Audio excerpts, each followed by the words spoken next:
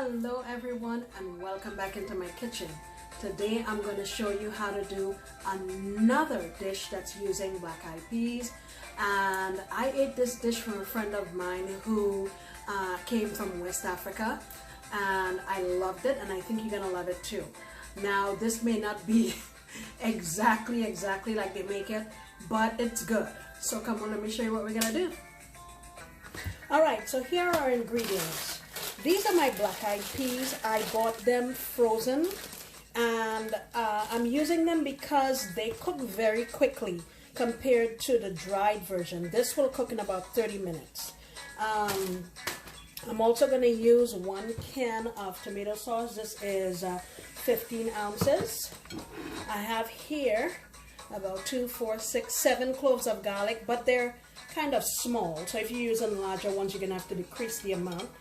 I have a red onion and a shallot. I'm just using those because that's what I have. I'm just going to call this 2 small onions. I have 4 mini bell peppers. I have 2 habaneros here. And a friend of mine gave me these little habaneros. And let me tell you, these things are deadly. Okay?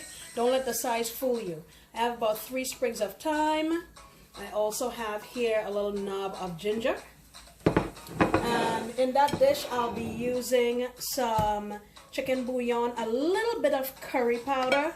This curry powder is not meant to be the dominant flavor in this dish, just, you know, background flavor. I'm going to also add a little bit of MSG. That's optional, you don't have to. And on my stove here, I have going some smoked pork hocks. It's about 1 pound. I washed it with lime, and I have it there boiling so it can become soft and tender.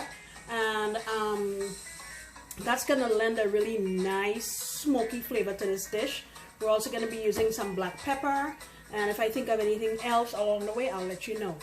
So for now, we're waiting for our pork hocks to become to a manageable consistency or texture, and in the meanwhile I'm going to blend all of these together and start sauteing them. Okay, all right, let me get that going. All right, so I have my pan here on my stove, and I have in here about 1/4 cup of vegetable oil, and here are all my peppers and onions and stuff that I showed you earlier, and I snuck about a teaspoon of my powdered achiote in there. This is definitely not traditional, but it will not change the flavor and will give it a nice vibrant color. So I'm going to go in with my peppers and my onion, and I just want this to slowly cook down and release all of its lovely flavor. I'm also going to add in here my tomato sauce, and just let this go slowly and get rid of all of the liquid that's in here. Alright, I've added in my tomato, and I will come back when this is ready to add in the curry and or black-eyed peas. Alright, so our sauce has been going here on low for about 10 minutes or so, and I'm going to go in here with about a teaspoon of curry powder and continue to let this go so that the raw taste of the curry will cook out, and then we'll come back. Alright, so this has reduced and my curry has had a chance to cook. So I'm going to go in with my black-eyed peas. And this was 1 pound. Let me give this a mix. You see that beautiful rich color? Okay. Give it a mix, and I'm going to go in now with about, I'm going to say about a tablespoon of my chicken bouillon. And let's see. Oh, my spoon broke. I'm gonna say about a half a teaspoon of MSG. Again, like I said, that's optional. You don't have to use it if you don't want to. And now I have my pork hocks here. That's gonna go into the mix as well. And now basically what we're gonna do is let this cook on low until the black-eyed peas until they're tender, and I'll check it for salt and stuff along the way. But yeah, all right, I added in also about 3/4 of a cup of water. All right, so here is essentially it's sort of a stew. You can serve this with rice or any kind of plantain or other provision, yams, things like that.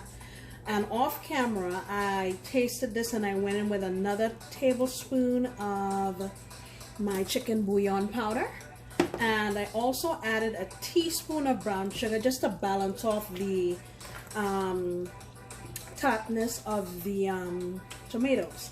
So I'm not going to reduce this anymore simply because this is going to thicken up as it sits, and I actually smashed some of the beans. So let me plate this up so you can see what it looks like. Alright, so this is my rendition of West African black-eyed pea stew. Look at that. Man, this smells amazing. Alright, let me get a little bit in my little sampling plate and I will let you see what I think. Alright, look at that. There is my black-eyed pea stew. And I'm serving that with rice. Let me go in for a little taste. I'm going to try to get rice, beans, and a little piece of meat on that bite.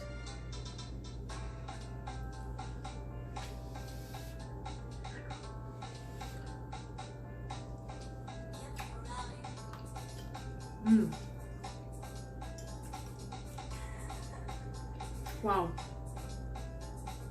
Wow. That has a kick. I told you those little peppers, don't mess around with them. They're hot. Wow. This tastes really flavorful.